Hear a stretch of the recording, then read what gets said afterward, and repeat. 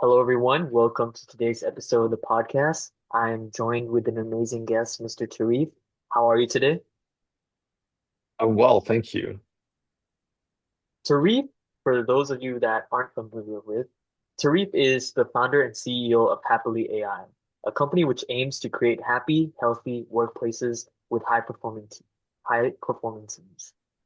Happily AI is focused on AI-powered interaction that effortlessly change how the way teams work, focus, and live core values. This company drives real change through transforming how people interact and connect every single day. With more than 97% in the adoption rate, 40% reduced turnover, and an increased eNPS by 48, managers to get real-time insights and leaders and HR to get alignment, people management, and continuous improvement. For more information, check out the page listed below or shown on the screen right now to find out more about Happily AI. And if you're interested, make sure to book a demo with them. So without further ado, let's get into the episode. Hi, Tareef. How are you doing? Hi, I'm good. How are you? I'm doing great. Thank you so much for your time, and thank you so much for being so willing to do this episode with me. And Happy to. for I gave a bit of an introduction about you, but would it be possible for you to introduce yourself and tell the audience more about who you are? Yeah, sure. And thank you for this opportunity. Always open to having conversations where I get to learn. So I think that's a bit about me already. I want to be the most curious person in every room. I don't mind asking dumb questions. I don't mind embarrassing myself if in the pursuit of learning. And I think I got very comfortable with that pretty early in my life, and it helped me. And I like to identify as myself as a person who likes to take up challenges. Um, so yeah, in the work that I do today, sure, I'm a CEO at Happily.AI, but I every day I walk into and I approach work, I don't really see myself in that role. I see myself more as a builder and researcher, right? And the problem statement that I'm obsessed with and have been obsessed with for close to a decade now is around uh, employee happiness. I think it's really interesting because context of the workplace allows us to understand a certain social construct, environment microcosm. Can we affect change within this closed environment? Because if we can, it could be very powerful. And I really believe so, right? And I became a student in behavioral science. I went to study people analytics in grad school. I tried to do everything I could to get the tools necessary to understand this problem area. And I'm still doing this, I guess, about 10 years later. It's amazing, and it's great to hear a little bit more about yourself and about Happily AI. And I briefly mentioned Happily AI, and you touched upon it a little bit, but I would like to ask you what inspired this idea and what was the process of brainstorming and making this a reality? It was a long time coming. I don't know if there's one single event, but a lot of things led to this, right? Happily.AI is my sixth startup. So I've been doing this tech entrepreneurship for a while. I failed four times, half succeeded another, and then now I'm at Happily, which I like to say that, yeah, we're okay. But it took a long time to get here. I think in the moments I've had leading teams in the past, I came to realize that technical problems are super easy compared to people problems. And I never really understood that. I would wanted to believe that I was not a bad people person. I am introverted, sure, but I like to think I can communicate effectively enough, but I really struggle to do this well, and I didn't understand why. And that plagued my mind for quite a long time. I freed myself to go to grad school. I stumbled upon people analytics, which was my first toolkit of, hey, as an engineer person with an engineering background, being able to try to solve a problem with numbers just became so much more intuitive to me. So then that world opened up. I also had a chance to intern at Google in the US for a bit. This was the first time in my life where I experienced what a great culture was and felt like. And that's a very eye-opening experience because I think it's one of those things where if you've never felt it, experienced it, it's hard to understand what it really is and what the big deal is. But once you've experienced it, it's hard to come back from. But I came back. I came back home and really felt a void. Like, hey, this thing that was so meaningful is no longer here. And the contrast was so deafening that I'm like, okay, I need to solve this. And so that was my initial thesis is that I can make any workplace feel like I felt at Google when I was there because I realized that none of this is expensive really. The things that made that workplace great wasn't the free amenities and benefits. It was the relationships between people, the relationships that I had really struggled to form when I was working here before. And I wanted to understand why that was, right? And so that was my journey. That's what led me here. That's why I'm so interested and obsessed about this problem space because it combines the psychology of the human in understanding what changes behavior, so the behavioral science around it. And then how do we use really good data? And now, in the age of AI, when you have really good data, there's so much you can do with it. And that's the stuff that I get to explore every day, and I couldn't be more grateful for that. That sounds amazing. And it's great to hear that your journey and everything kind of connected together.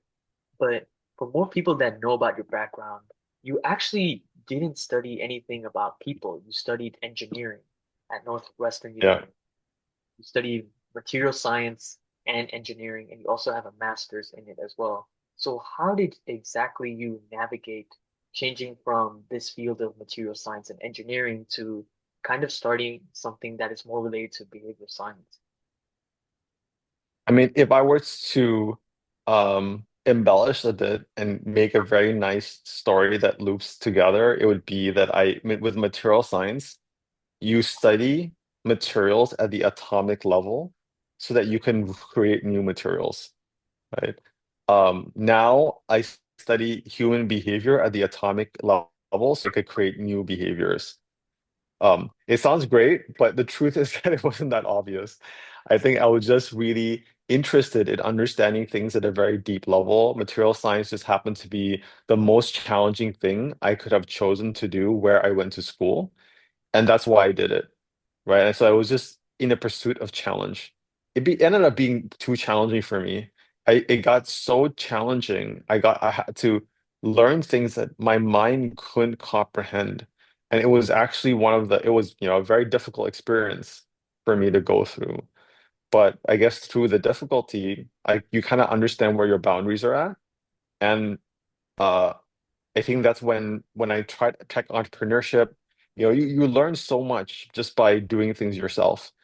So at the age of 21, starting my first startup, uh, yeah, it didn't succeed, but doing everything, right, from sales, uh, having to go out and meet people and sell your idea to clients, to partners, speaking in a language. So although I was born in Thailand, I never really grew up or studied here. So my Thai was at a kindergarten level, and I had to learn like and I could go on for a while here, but the essence of it is that you have to combat so many fears and you have to tackle so many challenges at once that just becomes almost you make it second nature.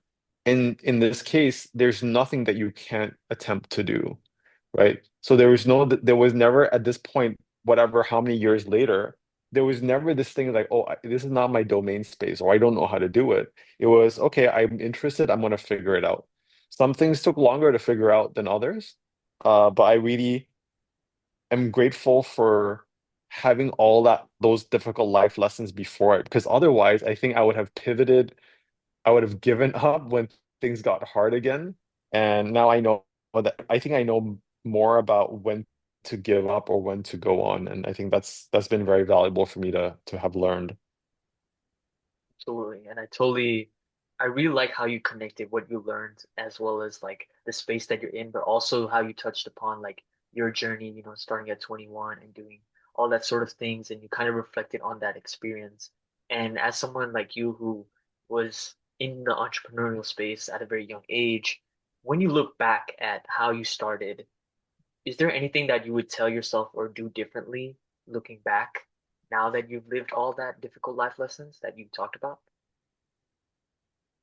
Yeah, I think I underrated how important it was to have like a support network that although didn't know what you were doing, but you can kind of go to actively. And so when things get lonely, and they will, um, you know, I should have done a better job finding the right people to surround myself with.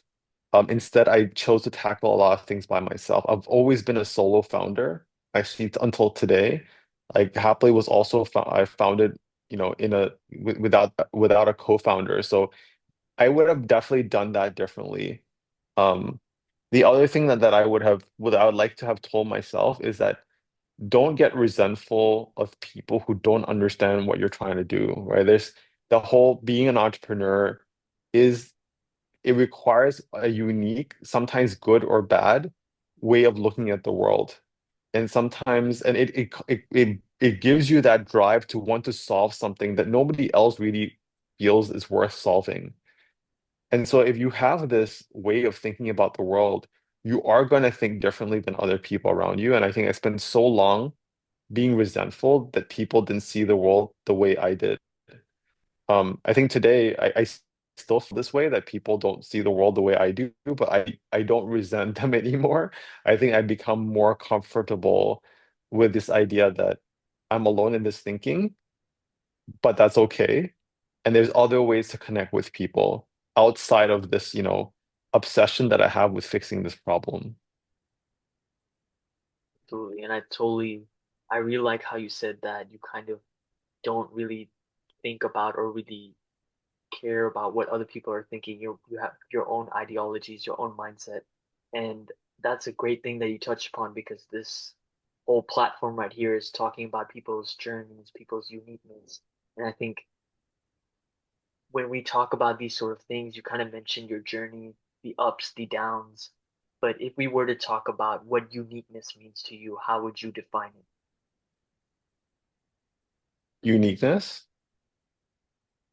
I would say that, one is to understand your value system as well as you can. I think a lot of people think they understand their values. Your values are not really never really well understood until they're tested. And they're tested in hard moments. And then you'll start to realize what you really value and what your values are, right? So I think one, your uniqueness comes from that. It comes from a place of beliefs that will then dictate your behaviors. And the more different types of values you can hold at once, the more tension you will experience, but the more character you will have. So I think that's what makes a person unique is how well can they manage those different tensions within them, right? And through there's a lot of great things that happen. You will have a unique set of tastes. You have a taste profile that's your own. Um, and and that's a good thing, right? I think there's a certain things you might want to conform with, or two, but your uniqueness should be expressed. And then finally, have conviction that when you have a unique taste profile and you have a unique value system, you are gonna you have to stand up for it as well. Don't be so flexible as to just mimic what every other person next to you believes. Um, and be flexible with your ideology, I would say, like ideologies or ideas. You should be able to disagree with people and learn from them and change how you think and what your ideas are. With values, not as much, right? That's where values, I believe, is different than ideas. So I think, with within all of that, maybe I went a bit too long here, but I think a lot about this is that where does your uniqueness come from? It is something is inspired out of your value system. Just get to know it really well, and through there, yeah, your taste profile, your conviction, what you're choosing to have conviction in, I think becomes what makes you unique in this world. I think that's an amazing description about what uniqueness means to you. And I really like how you related to many different aspects. And for me, and a lot of the audience who are watching this, they also believe that Happily AI is unique. So I want to kind of pivot away from your journey and your experiences and talk a little bit more about Happily AI. So, if we were to talk about Happily AI, this AI powered service, a lot of entrepreneurs these days, they might create a physical and tangible product, but why did you decide to create an AI powered service instead of a physical and tangible product? And why is it so relevant and important in this day and age? Yeah, great thought. I would say the form factor is not something that I thought about a lot. Ultimately, whatever form factor is required to solve the problem best, you use, right? And you adapt to. Uh, it just happened to be that as we're solving this problem and we realize how powerful, for example, data is, because data makes things that are not very tangible, like things like culture, a lot more tangible, right? Having an understanding of what it means and being able to understand, are we in a better position today versus 3 months ago, for example? Then also understanding that when you measure things and if good measurements help you understand your current state. Great measurements help you change behavior, right? So the example that I like is if you have a weighing scale in your bathroom and you step on it every morning, that's going to change your behavior. It doesn't just tell you how much you weigh, but when the needle moves further than it should, you're going to start changing how you approach eating that day. That's what a great measurement does. It's not just an information gathering instrument. It will change your actions as well. And so, in that line of thought and understanding that power of being able to measure things in the right way, using the right tools at the right time, we can change behaviors at the micro level. And imagine scaling that. And how do we scale that? Well, you can use AI, right? Otherwise, without AI, you have a lot of data points and you don't know what to do with it. With AI, you can find patterns that you might not have been able to see before. You're able to convert or translate these data points into actual actionable insights and items. We could recommend things. We can do so much. So I think the AI powered bit was a fortunate kind of application that since we had so much good, reliable, real-time data, the AI just 10x what we can do in very little time. We were an AI company before AI became cool, I guess, right? We started this like 8 years ago. I think the AI hype came about, maybe 3, 4 years ago. So yeah, very fortunate that we're able to do so much more now, just how fast AI is moving. But to your initial question, I don't think we didn't think that it wasn't really, marrying ourselves to a certain form factor. Till today, the question is, what is the best way for us to solve this problem? We will pursue that best way. And I think I really like your explanation and like how you mentioned in the end about solving the problem because you touched upon earlier about having a problem statement and your problem statement. And I think for a lot of people who are watching this, I think that is a key essential part of, when you're starting something is to know exactly what it is you're trying to solve. And I really like the analogy of how you mentioned about the scale and the behaviors. I think that's a really great way to look at it. And I totally agree with the way that Happily AI is formed and the services that it's done and how you connect and help back to the world. I think it's extremely influential, and I think a lot of people can learn from it. But from an audience who Appreciate that.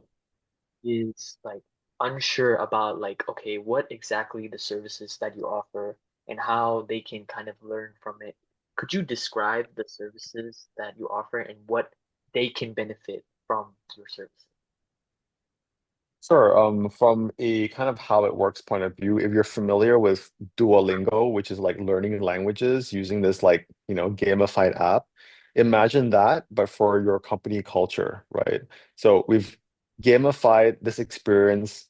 We understand what makes great culture, which is people positive interactions, right? Feedback, recognition, all these things that we should do that we don't do, that build trust, quality relationships that just make work so much better in many different ways.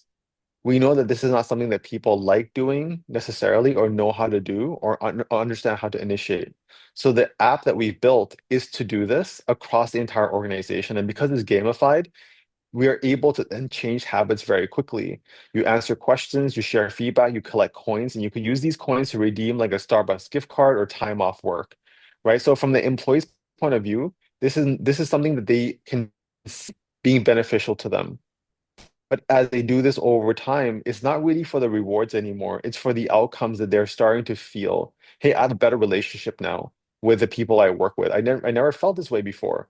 This is powerful. I'm going to keep doing it, right? For companies, we our appeal to them is that hey, your culture can always get better. And when you have better culture, it's the biggest and best lever for performance gains that you will ever have, right? A person who's engaged at work isn't just 5% more productive than the person who's disengaged. They are two, three times more productive, right? Instead of finding excuses not to work, they're finding excuses to do more. It's completely different dynamic when you're able to get a person to really understand and be aligned with your company's goals, vision, and values, and they have the drive and engagement to be headed the right direction. So we've seen this. Companies that use our product are able to outcompete with like 10 times less people because you have 10 times less the people, but are highly aligned and engaged, right? And that's what we do for companies. We go in very quickly, change things that are traditionally very hard to change or move because there's so many moving parts you need to get right. That's an amazing explanation. I really like how, you mentioned about productivity because that's another really important factor with, performance and outcome. And I think that my audience can definitely read more in the description below about Happily AI or somewhere in the screen right now. And for the people who are watching this, who are maybe in middle school or high school or in university, who are just starting off their entrepreneurial journey, what is the best advice you would like to share to them? Don't wait for an excuse to start. I think most people make up reasons why something doesn't, it's not the right time, I'll do this later. There's never a good time. So I think one of those things that if you want to pursue something, have the agency to do it. Of course, be respectful, be thoughtful as you're doing stuff, right? It's not a permission to just do anything you want that's destructive to the people around you. So still be, as thoughtful and caring as you can. But I think, yeah, don't get paralyzed in this anxiety that, oh, I won't be good enough, or this is not gonna go the way, or I don't have the skill set yet. You'll figure it out, right? I think that's something that you just have to tell yourself until you actually can manifest it fully, is that you'll figure it out and it'll be okay. Amazing. That's great advice to young people and people who are watching this who want to be successful entrepreneurs like yourself. But how does this company drive real change and stay on top of the competition when it comes to all the other companies that may be in the same space as AI? What makes and sets you apart? The real competition isn't with anybody else trying to do similar things. The real competition is status quo, is how people are currently doing it today, right? The world is a very big place. When you follow and you become too ingrained with what other people are doing, competitors, etc., you are following their case profile and you're not having any conviction to follow your own. From the very beginning, as people try to copy us, and some copycats are blatant and shameless, they'll just like rip off our product, screen by screen. They can't survive because they don't know how everything's put together and why it's there in the first place, right? So I guess everybody has their own definition of success, but for me, it's just you follow what you think is right, and you have to have the conviction and belief to be able to prove what you believe to be true. And if you don't, you learn from it and then you pivot, right? But don't give up so easily. And I'm still like very much in this learning loop, but with all the things that have happened, and the successes that we've seen in terms of the outcomes we've created for companies, we're improving scores in ways that have never been seen before. Uh, there's a score called eNPS. It stands for Employee Net Promoter Score. Is this score that you take that measures how satisfied people are with their workplace, right? Other platforms might struggle to improve these scores by 3 or 4 points. We're improving these scores by 48 points on average. Like it's completely unheard of, but it helps us have evidence that our methods work, right? And then because they work, we then can stick with our approach, but then we have other battlefronts. Because we're so unique, a lot of companies don't want to adopt us. They want an easier solution, right? They don't want to have to change their cultures to improve things. They want to take other shortcuts instead. So then that's a battle that we have to confront ourselves because of the choices that we've made. But yeah, very happy to make these choices. The way that you've come up with Happily AI and the services, and I feel like the impact, the outcome that you have is truly phenomenal. And you mentioned about the eNPS by 48, which I touched upon in the introduction, which is absolutely phenomenal. And the work that you're doing, kudos to you and your team. And I wish you all the best For going that. in the future and current success as well. And as we wrap up Thank this you. episode of the podcast, I would like to ask you one question, which I ask all my guests, which is if you could voice one unique message to the world, what would it be? Yeah, I love this question. So thanks for asking it, and thanks for asking others.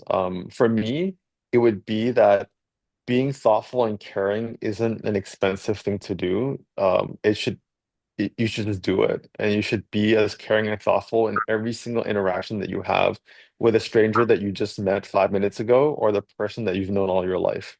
I think it's easy to be distracted. It's easy to have your attention taken away.